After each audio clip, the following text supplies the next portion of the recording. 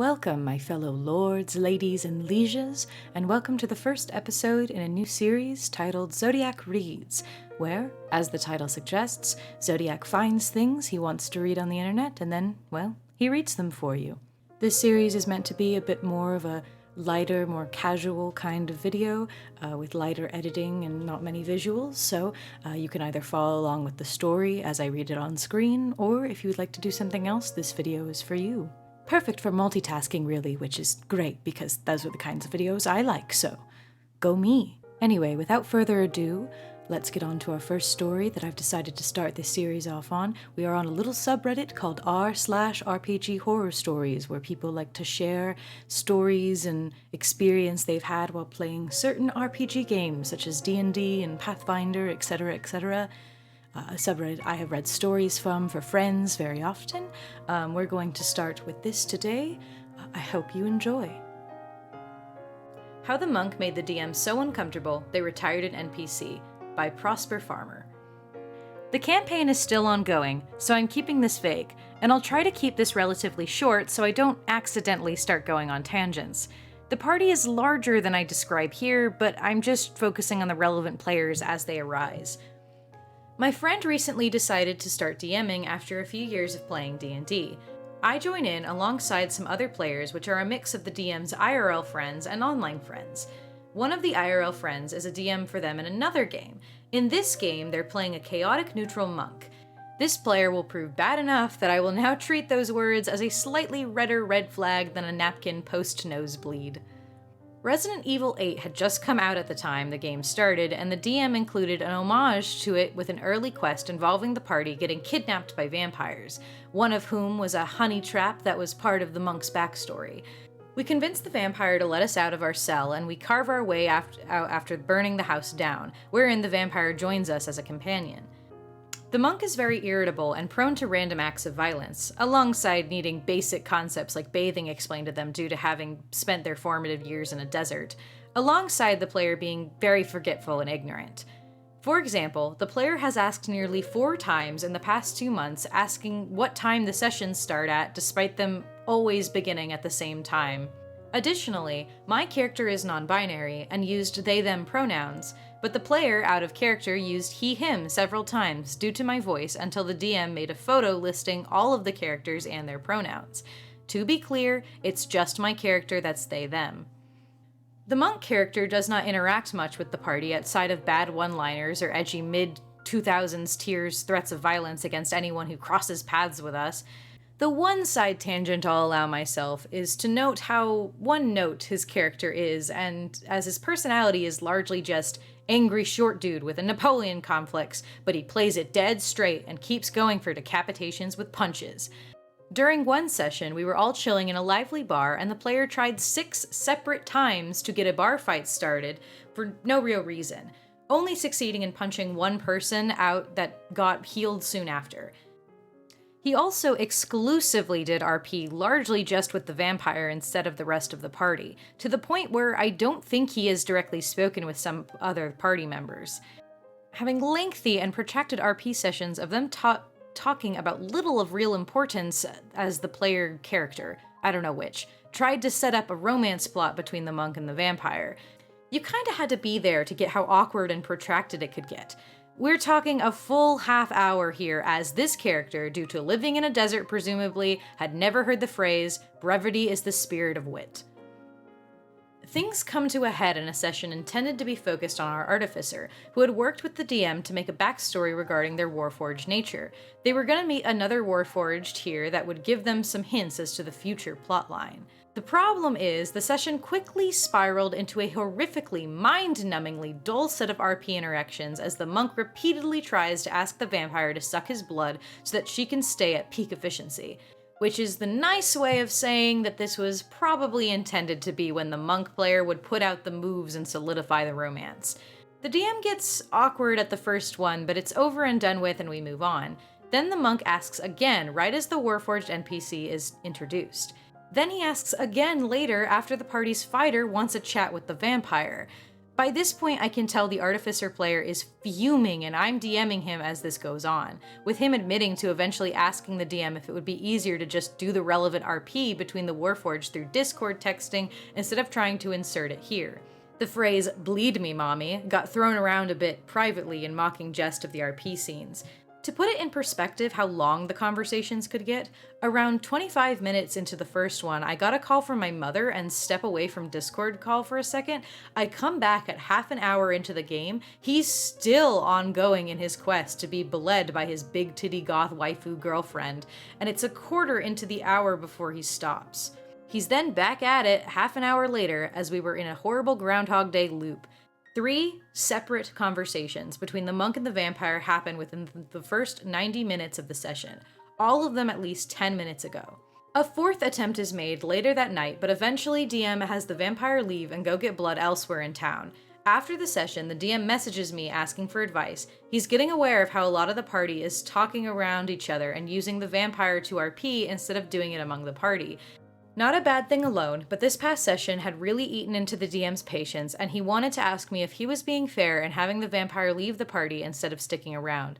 I told him he was in the right to do it. Artificer and I had misread the awkwardness just as not wanting to roleplay the scene, especially due to the inherent erotic nature of some depictions of vampire bites. And the next session has the vampire leave the team alongside some players who were missing too many sessions or had asked to leave due to real-life commitments. I would not be shocked if said vampire only ever returned to the party so that she could hand the monk a restraining order, especially after when the DM asked the party what ages our characters were, and the monk said he felt his character was mentally 12 due to being under the halfling age of maturity. He was still like 40. The run back on this was a little funny as the Artificer noted how creepy that made the monk's attempt to romance with the vampire who was well over a century old herself. A while after this, we get some new players and a cleric and a druid. In the druid's introductory session, we're at the bar where the monk was trying to cause the aforementioned bar fight in, and despite the fighter and my own character asking the druid what her motive for joining the team is, I specifically made my character a socially blunt person so that new players could be smoothly introduced by having the wizard bluntly ask the token introduction questions. The monk player still has to try and interrogate the druid, up to and including rolling insight checks to see if they're lying. Some without the DM telling him he could and just assuming he would be allowed to.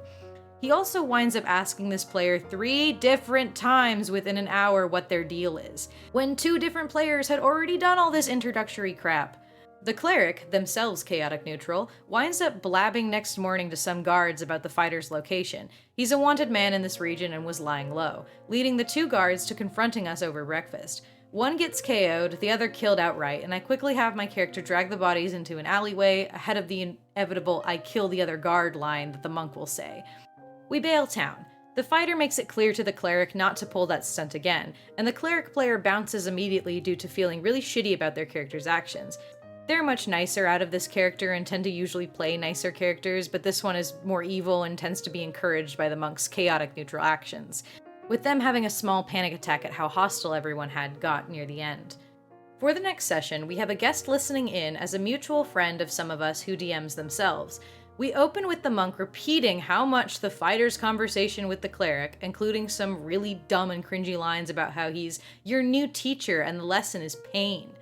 Everyone is internally screaming, or at least the Artificer, the DM, and myself are, at how he's blatantly retreating ground to satiate his urge to be the real main character of the game. Cleric player immediately feels like crap due to having this dragged up again, and the Artificer and I share commiserations at yet another series of monk monologues. I think around this point I internally committed to a new rule for my own games of no one is allowed to be chaotic neutral. After the session, the guest listener gets to talking with some of us and we shoot the shit, during which time she reveals that she was taking notes on behalf of the DM to get a second point of view on if the monk is a problem player. The short answer, yes. We then learn that this guy is a DM for the DM in another game, and it becomes clear that this player has difficulty letting go of the driver's seat and his side habit of metagaming. Also potentially dice fudging because it is a little odd that everyone else rolls openly in Roll20, but he rolls IRL without a camera. Shortly after, at a mutual D&D server, the guest listener reveals some new server-wide rules to improve D&D sessions, a lot of which are blatant responses to Monk's behavior in-game. The ongoing games at the time are all open with the DM reading over the document with the players so they get where the game is going, alongside the DM getting to make clear their own triggers and what they aren't comfortable with doing. The monk player conveniently happens to skip this session by divine coincidence and dodges the next few tries by the DM to get him to read the new rules, including randomly saying the morning of the session that he had a term paper due on a Saturday. The DM eventually has to tell him that he's not welcome to join the game again until they go over the rules, when he conveniently magically makes time to do so. He hasn't been kicked from the game yet, but the DM's patience with him is worn thin, and the only reason he's still in the game is because the DM hates confrontation and wants to try and make things work. Alongside that, the rest of the IRL friends may leave with him if he gets kicked. I do want to stress that it's otherwise a fantastic game besides this one element, and the DM is doing really well for a first-time DM, but it's unfortunate that the game has this one dark spot on it. Some general miscellaneous stuff that's just annoying to me while I'm thinking about it. I probably alluded to these elsewhere in the post, but I'm detailing them more here. Despite the game's time only changing once or twice to suit the DM, as he usually starts the game right after getting home from work, the monk has asked 5 different times what time the game actually starts. He brazenly metagames RP encounters up to and including rolling without the DM's permission, including insight and intimidation checks against other players. And if he's not physically present, he'll usually chime in, "Imagine hearing my character's voice saying something here." We don't know a thing about his character beyond, "I am angry and lived in a desert, so I have no understanding of social constructs." He randomly reveals that he actually ran in a gang with some other players, but this had never been alluded to until he dropped it. Then after he had this big threat against the cleric, he has this private scene of him looking at these tattoos on his wrists and making some proclamation of, "I am not like him," or whatever. I assume this would have impact had we learned anything about his backstory, but he didn't tell anyone anything, so we kinda just did the Discord equivalent of looking at each other and shrugging in disinterest.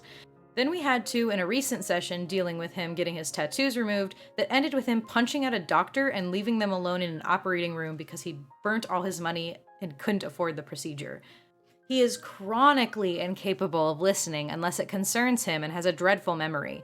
As I mentioned, he misgendered my character several times despite me being careful to use they-them pronouns exclusively when referring to them, and he glossed over the fighter and myself introducing the druid party member by asking them questions we'd already asked and gotten answers for.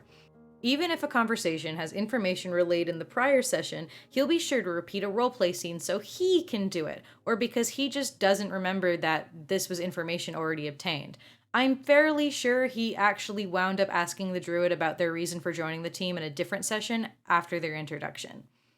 TLDR, a game that I'm in has that guy so awkward and desperate to romance an NPC that the DM retires the entire character to get him to stop, and he is in fact so bad that our server has implemented rules partly inspired by his bad behavior.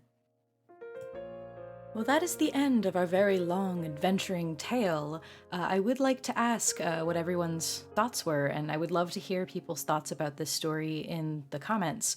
To share a little bit about kind of my own thoughts after having read this story and editing this video and all of that, I feel like some of what OP talks about, I don't quite know the word to put on it, but some of it both feels slightly petty and also some of it seems incredibly avoidable. I'm thinking specifically about certain things like the dice rolling thing that was mentioned. It's weird to me that him having the possibility that he was fudging dice rolls or anything like that was already weird because they said like, well, we all had to roll on Roll20 and we all rolled openly, but he rolled IRL without like a video camera. But like, my question is like, why was that even allowed? Like, just speaking as my experience from a DM, I've run a lot of online games, and at my tables, on my virtual tables, so to speak, it's either we all roll IRL with our own dice, or we roll exclusively online where everyone can see. I've never had any kind of in between with that thing, the only exception sometimes being, you know, the DM, because sometimes the DM has more secretive dice rolls, whatever it might be. But I don't know, something about that was weird, and I have to wonder, like, was this a actual table rule? Was he like the only person allowed to roll IRL, or were other people also rolling IRL? You're just suspicious that he was the only one who was possibly fudging his dice rolls. Like, and I get it. I get the DM is a new DM and doesn't like confrontation and things like that, but if like the DM had so many problems, apparently at least 2 of the players had problems and all of that. Why was there never any consideration about removing this player or talking to this player or anything like that? I think this is a case of the DM should have stepped up more. I don't think that this problem should have lasted as long as it sounds like it has. I also feel like there's just some stuff in here that is just purely pettiness. Like, here's the thing. I get it. Like, you know, you have a session almost at the same time every week or whatever, and they keep asking what the time is, but I don't think that that's a problem. I've run a lot of games, and I myself have had to ask, like, double check and make sure I know what time things are, or verify that, you know, it's gonna be the day I'm thinking of it as, and things like. Sometimes people just want to make sure. Like, you know, not everyone has a fucking photographic memory and can remember every date and time that they agree to, or sometimes they just want to make sure that everything's cool and nothing happened that they missed. And I also think it's weird that you even mention the fact that, like, you did change the time at one point. At least once, if not multiple times, was the time switched around. So, like, obviously they would double check what time it was. I don't know. That just seems like a very weird, petty complaint tacked on to just you not liking this person and just, like, finding every little thing that just to nitpick about them. It's just, I don't know. Sometimes stories like this I just listen to and all I can sit and wonder is, like, how did this go on so long? And I get that you mentioned that, like, this story, like, you know, the game was actually really fun despite these few instances, but you talk about how, like, there were like 30 minutes to hours of, like, this problem happening. Like, damn, how long are your fucking games? Like, in my world, hours long of a problem happening is like most of the game. I don't know. It's just, some of this story makes me feel a bit of mixed feelings. I don't feel that OP is completely in the right with all of the complaints and all of the story, but that's just me. I certainly don't think that I have the only viewpoint here, and I would love to hear what other people in the comments think about this story, or anything like that. I certainly do think Monk does sound like a train wreck, despite the things I have talked about. Certainly really wouldn't be having fun with them at my tables, for sure. But with that out of the way, comments do help the algorithm, so if you don't want to comment your thoughts about this story or anything like that, I would love to hear some recommendations for other things you'd like me to read. Whether you want more RPG horror stories, or if you'd like me to read from a different kind of subreddit, or anything really. It doesn't have to be a subreddit, I just kind of would love to read some things for you guys, because I think it's fun, and I think this is very nice, casual content for me to make and edit. But with all that said and done, I hope you all enjoyed this video. Please like and subscribe if you did for more. I will hopefully be making more of these as a video. If you'd like me to support me on Patreon, please do. There'll be a link in the description. You get access to video content like this early, as well as other perks involving seeing a lot of my super secret art stuff I may not post anywhere else. So with that out of the way, thank you all for watching, my lords, ladies, and lieges, and I will see you in the next video. Zodiac, out.